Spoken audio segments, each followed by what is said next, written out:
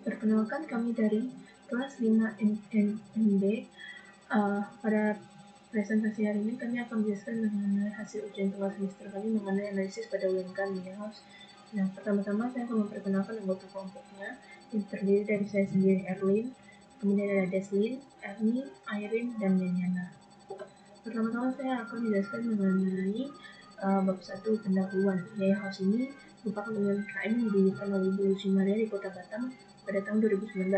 Ya, ini juga di bidang usaha dagang yang menjual berbagai makanan. Nah, makanan utama yang dijual itu pempek yang terbuat dari ikan tenggiri dan juga tekwan. Nah, pempeknya itu dapat disajikan langsung maupun yang berbentuk frozen dan dapat disimpan di freezer. Selain menjual pempek, ya juga menjual makanan lain seperti brownies, kemudian ada bolu-bolu, kue kering, dan yang penyet. Tapi makanan ini itu bersifat pre-order. Nah, untuk pemesanan ini juga dapat dipesan melalui direct message Instagram, WhatsApp, GoFood, GrabFood, ataupun ShopeeFood. Nih, setiap usaha tentunya memiliki kompetitor. Sama halnya dengan House merupakan usaha dagang makanan di bidang pempek. Tentu saja memiliki kompetitor. Nah, kompetitor sendiri contohnya seperti Citra Pempek, Pempek Oki, pempeknya, lemaknya. Nah, selain terdapat berbagai jenis kompetitor, pastinya setiap UMKM itu memiliki kekurangan serta kelebihan masing-masing. Nah, tak terlepas dari UMKM House ini juga terdapat kekurangan dan kelebihannya masing-masing. Kekurangan dalam pemasaran media sosial ini merupakan salah satu kekurangan dari House, dan kelebihan itu rasa dan kualitas dari pempek tersebut dan adanya inovasi dengan adanya pempek yang dibuat oleh House. Dalam pengembangan produk yang dilakukan oleh House telah dilakukan dengan baik dan maksimal. Namun ada kendala UMKM yaitu dalam mengembangkan usahanya melalui media sosial. Dikarenakan semakin berkembangnya zaman, perkembangan teknologi pun semakin tinggi. Hal ini itu menuntut UMKM untuk selalu mengikuti perkembangan di media sosial. Nah, perkembangan teknologi pada media sosial menuntut UMKM untuk selalu dapat memposting konten berupa foto atau video yang baik. Hal ini merupakan kekurangan yang terdapat dalam UMKM. Oleh karena itu, kami membantu UMKM dalam melakukan pemasaran melalui media sosial dengan memberikan konten berupa foto maupun video. Selanjutnya akan dijelaskan oleh rekan saya. Selanjutnya adalah masalah. Dalam suatu kegiatan usaha, marketing communication adalah salah satu hal yang perlu diperhatikan. Dengan menjalankan marketing communication dengan baik, suatu perusahaan dapat membangun hubungan yang lebih baik dan juga memberikan citra perusahaan yang lebih positif kepada pelanggan. UMKM PPI House sendiri sudah melakukan kegiatan pemasaran dengan melalui sarana internet, yaitu dengan mempromosikan produk-produknya melalui media sosial Instagram dan juga Facebook. Di sini kami berfokus pada media sosial Instagram. UMKM PPI House memiliki pengikut yang dapat dibilang cukup banyak, yaitu sebanyak 700-an followers. Namun apabila ditelaah lebih lanjut, pengikut dari UMKM PPI House sendiri cenderung pengikut yang tidak aktif ataupun non-organik. Dapat dilihat dari jumlah penonton maupun like di postingan-postingan UMKM PPI House yang dapat dibilang tidak sesuai dengan perbandingan pengikut Instagramnya. Dari hasil penelitian kami, diduga alasan utama pengikut UMKM PPI House tidak aktif atau kurang aktif adalah karena postingan dari UMKM PPI House sendiri yang cenderung kurang menarik apabila dibandingkan dengan pesaingnya. Postingan yang kurang menarik menyebabkan konsumen tidak menyebarkan informasi mengenai UMKM PPI House melalui word of mouth. Hal ini membuat sebagian besar konsumen yang membeli produk UMKM PPI House sendiri adalah pelanggan yang melakukan repurchase, bukan pembelian pertama. Walaupun UMKM PPI House aktif memposting foto-foto produknya, namun tanpa adanya promosi yang ditampilkan secara menarik, UMKM PPI House tidak dapat memperluas pangsa pasarnya karena tidak ada aktivitas antar pengikut UMKM PPI House dengan UMKM PPI House sendiri, yang akhirnya tidak dapat mendorong terjadinya promosi melalui word of mouth. Konsumen cenderung lebih tertarik pada UMKM yang mempromosikan produk-produknya dengan penampilan yang menonjol maupun enak dipandang. Ini menunjukkan bahwa promosi yang dilakukan tanpa memberikan daya tarik akan kurang efektif jika dibandingkan dengan promosi yang dilakukan secara menarik. Karena dari hasil riset menunjukkan sendiri bahwa visual merupakan salah satu faktor terpenting dalam kegiatan pemasaran. Orang tidak akan tahu keunggulan suatu produk tanpa mencobanya terlebih dahulu. Maka dari itu pemakaian visual yang menarik akan memikat atensi penontonnya. Rasa produk memang penting, Tapi trigger yang membuat konsumen memiliki niat beli pertama tentunya memerlukan effort yang tidak sedikit, mengingat banyaknya penjual makanan dengan produk yang sama, namun dengan rasa yang berbeda-beda. Rasa produk memang mendukung terjadinya repurchasing, namun promosi yang baik dapat mendorong terjadinya pembelian pertama kali yang nantinya akan menjadi kegiatan repurchase. Mengingat produk UMKM PPIA House sendiri yang diminati oleh konsumen-konsumennya karena rasa dan kualitas produknya yang menonjol, tentu saja apabila terjadinya pembelian pertama, mendorong terjadinya repurchase.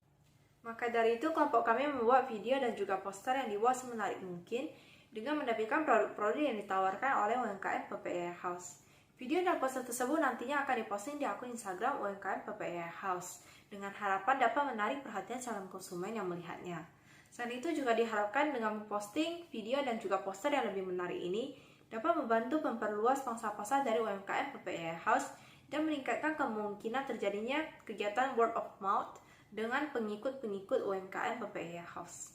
Jadi untuk kajian teori pertama adalah kita harus menganalisa dulu model dari konsumen atau persona dari konsumen. Nah, untuk menganalisa ini ada 3 metode. Yang pertama ada unsupervised learning seperti clustering. Lalu yang kedua ada supervised learning seperti prediksi. Selanjutnya ada reinforcement learning, biasanya yang digunakan untuk recommendation. Di sini kita akan berfokus terhadap clustering. Nah, apa itu clustering? Nah, clustering adalah pengelompokan data tanpa memiliki pola yang rumit. Jadi di sini usaha bisa melakukan pengelompokan konsumen berdasarkan jenis kelamin, umur, atau behavior lainnya. Nah, dari clustering atau pengelompokan ini, konsumen itu dibagi menjadi 3 jenis. Yang pertama, ada low value konsumen, yaitu customer yang tidak terlalu berimpact terhadap pengembangan bisnis. Yang kedua adalah medium value customer, di mana konsumen itu berimpact terhadap bisnis, tetapi tidak besar. Yang ketiga adalah high value konsumen, yaitu konsumen yang paling berimpact terhadap pengembangan usaha, di mana perusahaan ini sangat berfokus di high value customer ini, karena high value customer ini bisa memberikan keuntungan yang lebih untuk perusahaan. Nah, jadi dari clustering ini perusahaan jadi tahu nih apa aja pengelompokan konsumen dari usahanya. Nah, pengelompokan atau data yang kita dapatkan. Bab 2 kajian teori. Media sosial telah muncul dengan berbagai macam bentuk dan sangat mendukung dengan berbagai jenis interaksi. Media sosial dapat melakukannya dengan banyak cara yang berbeda, tergantung pada selera masing-masing ingin karakteristik yang seperti bagaimana. Di kehidupan kita sekarang ini sangat memberikan adanya feedback secara langsung dan dapat memahami cara menganalisis umpan balik dari pelanggan secara langsung dari pesan yang telah disampaikan. Media sosial yang berkembang sejauh ini terdapat diantaranya yaitu email, Facebook, Instagram, Twitter, YouTube, WhatsApp, dan lainnya. Dalam memasarkan sebuah produk dengan media sosial, terdapat metode yang dapat digunakan dalam sebuah project management, yaitu dengan prinsip SMART atau SMART.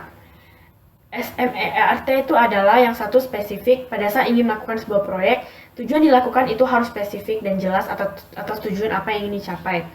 Yang kedua, measurable, yaitu tujuan yang sudah ditentukan dan akan dilakukan, harus sudah dipastikan bahwa tujuan dapat dianalisis dan diukur agar dapat melacaknya dengan mudah. Ketiga, action oriented, yaitu dalam membuat sebuah proyek dapat melakukannya dengan cara yang menantang, tapi tujuan harus realistis dan memungkinkan. Keempat, realistik, yaitu proyek yang dilakukan harus relevan dan cocok dengan sebuah misi perusahaan. Kelima, timeline, yaitu dapat untuk menentukan target waktu yang jelas dan benar-benar fokus dalam mencapai tujuannya. Dengan dilakukannya prinsip SMART dalam setiap usaha, akan mendapatkan keuntungan bagi perusahaan kita, seperti dapat memperjelas visi akhir dari proyek, mencegah dari gangguan dalam menggerakkan proyek, motivasi dalam jangka waktu panjang, lebih disiplin dan fokus pada tujuan, dan selalu ingat pada prioritas kita. Selanjutnya itu adalah bagian metodologi. Yang pertama itu teknik pengumpulan data. Adapun teknik yang digunakan dalam mengumpulkan data yang diperlukan adalah sebagai berikut. Terus yang pertama itu kami melakukan observasi. Kita melakukan pengamatan dengan cara mengunjungi secara langsung ke pempek Yaya House.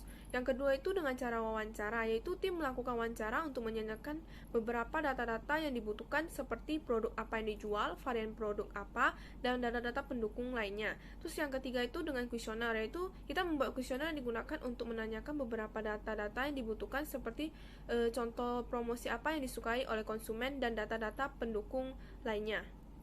Selanjutnya adalah proses perancangan luaran. Nah, berikut proses perancangan luaran terhadap masalah yang telah kami temukan. Yang tahap pertama itu kami melakukan pencarian dan peninjauan terhadap UMKM yang ada di Batam yang kemungkinan membutuhkan bantuan. Nah, tahap kedua ini kami setelah melakukan tracing, kami kemudian memutuskan untuk membantu UMKM pempek Yaya House. Nah, sesampai di sana kami melakukan observasi dan wawancara dengan Ibu Lucy selaku pemilik pempek Yaya House terkait informasi seputar usahanya dan kendala apa yang dialami. Kemudian kami juga menanyakan apakah mereka bersedia untuk menjadi mitra kami, dan setelah mendapatkan persetujuan, kami mulai membantu UMKM terhadap masalah yang terjadi. Nah, tahap ketiga itu kami melakukan diskusi terlebih dahulu terkait masalah yang ada, kemudian kami memutuskan untuk membantu dengan cara membuat poster dan video promosi yang menarik agar dapat menarik konsumen yang melihatnya. Terus tahap keempat itu setelah itu kami melakukan pendataan produk yang seperti produk apa yang dijual dan varian dan informasi lainnya. Terus tahap kelima itu kemudian kami melakukan pembagian tugas di mana ada yang mensortir produk dan informasi, ada yang membuat poster, dan ada yang membuat video promosi, dan seketika editan tersebut sudah jadi, maka kami akan meminta pihak UMKM untuk membantu mempostingkan video dan poster tersebut ke dalam sosial media mereka seperti Instagram dan Facebooknya. Selanjutnya adalah tahapan pelaksanaan. Yang pertama itu tahap persiapan. Kami melakukan pencarian dan peninjauan terhadap UMKM di Batam yang membutuhkan bantuan. Setelah melakukan tracing, kami kemudian memutuskan untuk membantu UMKM pempek Yaya House. Sesampai di sana, kami melakukan observasi dan wawancara kepada Ibu Lucy selaku pemiliknya dan terkait dengan informasi seputar usahanya dan kendala apa yang dialaminya. Kemudian kami juga menanyakan apakah mereka bersedia menjadi mitra kami, dan setelah dipersetujukan, kami akan mulai membantu kendala yang terdapat pada UMKM ini.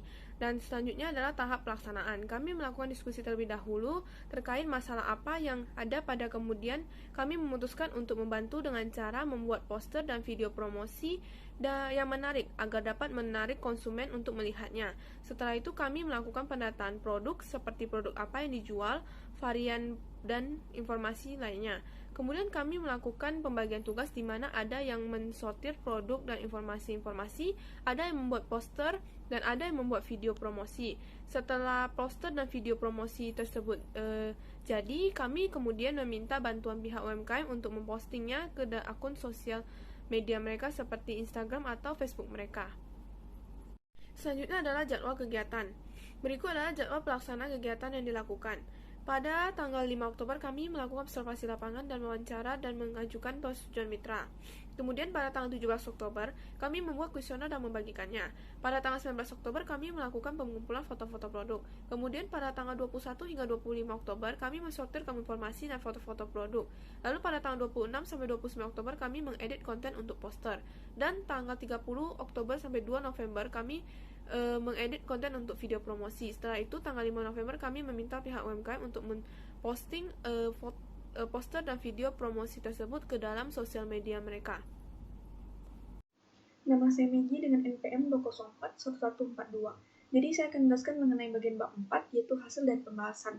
Jadi sebelum itu kita pasti harus tahu dulu bahwa apa itu pemasaran. Pemasaran merupakan proses di mana suatu bisnis menghargai pelanggannya dan membangun kekuatan dengan pelanggannya dengan tujuan untuk mendapatkan nilai kembali dari pelanggannya. Nah, jika suatu pemasar dapat menemukan cara untuk memanfaatkan kemampuan semua data pelanggannya, maka ia akan memiliki keunggulan kompetitif yang lebih signifikan dari pesaingnya. Oleh karena itu, tim kami melakukan pengelompokan data dalam bentuk kuesioner yang dibuat berdasarkan pengelompokan kluster produk ataupun perilaku untuk mengetahui gambaran umum responden terhadap pandangan UMKM ini, yang kemudian disebarkan kepada masyarakat Batam untuk memperoleh data secara nyata agar dapat dilakukan penelitian selanjutnya untuk mengembangkan mitra UMKM ini. Berdasarkan hasil kuesioner yang telah dikumpulkan, dapat disimpulkan bahwa terdapat total 31 responden, dengan sebagian besar peminat dari responden ini tergolong remaja sampai dewasa yang berusia 15 sampai dengan 26 tahun. Jadi dari mereka lebih sering menggunakan platform media sosial seperti Instagram, karena Instagram menjadi pilihan anak muda pada saat ini dengan menawarkan banyak fitur yang dapat digunakan secara efektif untuk menarik perhatian para penggunanya dengan menggunakan foto ataupun video yang unik. Sehingga pada zaman sekarang banyak masyarakat yang memilih untuk menggunakan Instagram sebagai tempat pemasarannya dengan tujuan agar dapat memperluas pangsa pasar yang lebih besar. Dari hasil konsumen tersebut, terdapat permasalahan yang harus dianalisa untuk dikembangkan, yaitu peminat dari produk UMKM ini masih sangat terbatas, karena konsumen berasumsi bahwa masih belum pernah mendengarkannya ataupun tidak tahu bahwa lokasi UMKM ini berada di mana.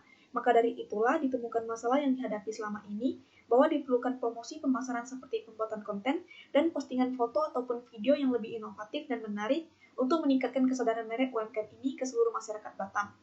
Oleh karena itu, dari permasalahan yang ada, tim kami menemukan ide dengan membuat konten promosi produk penjualan dan mengadakan promosi melalui media sosial yang dapat menarik perhatian konsumen agar dapat lebih dikenali oleh berbagai masyarakat untuk menarik keminatan konsumen sehingga ingin membelinya dan juga secara konsisten melakukan pembaruan ataupun pemberian informasi produk secara berskala di media sosial agar konsumen dapat selalu mendapatkan informasi terbaru yang tidak hanya fokus pada meningkatkan penjualannya saja, namun juga dapat menyebarkan produk UMKM ini berkembang secara berkelanjutan dan dikenali oleh masyarakat secara luas.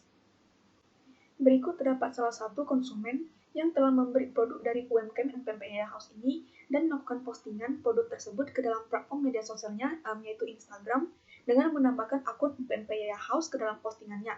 Dan hasil dari postingan ini terdapat 41 orang yang menandai ataupun mengetek dan 27 orang yang membagikan postingan tersebut kepada orang lain untuk melihat akun dari UMKM MPMPIA House ini. Dari sini kita dapat melihat bahwa dari orang yang menekan akun MPMPIA House ini dikarenakan mengalami ketertarikan dan ingin melihat profil akun UMKM ini. Sehingga tidak hanya fokus pada memposting suatu produk saja, namun juga dapat mendapatkan manfaat tambahan untuk membantu UMKM ini dalam mengembangkan pemasaran bisnis secara luas.